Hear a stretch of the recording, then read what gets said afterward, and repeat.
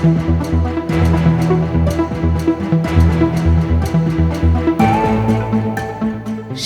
গভীরে এবার কি শুরু হতে যাচ্ছে এক অদ্ভুত যুদ্ধ? সাধারণত মানুষের বন্ধু হিসেবে পরিচিত ডলফিন এবার কি পরিণত হচ্ছে যুদ্ধের নতুন অস্ত্রে? এমনই এক চাঞ্চল্যকর আভাস দিয়েছে আন্তর্জাতিক সংবাদ মাধ্যমের সাম্প্রতিক রিপোর্ট।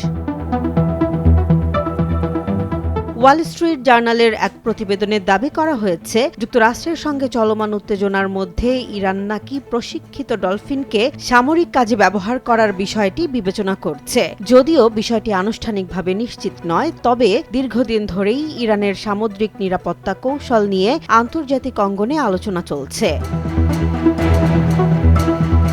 প্রতিবেদনে আরও বলা হয়, রাশিয়া থেকে প্রশিক্ষিত ডলফিন সংগ্রহের পর অতীতে মাইন শনাক্ত ও সম্ভাব্য আক্রমণাত্মক মিশনে ব্যবহারের কথাও শোনা গেছে। অন্যদিকে যুক্তরাষ্ট্রও ডলফিন ও সি লায়নকে মাইন শনাক্তকরণ সহ প্রতিরক্ষামূলক কাজে ব্যবহার করে থাকে। পাশাপাশি এখন এআই চালিত সামুদ্রিক ড্রোনও যুক্ত হয়েছে আধুনিক নজরদারিতে।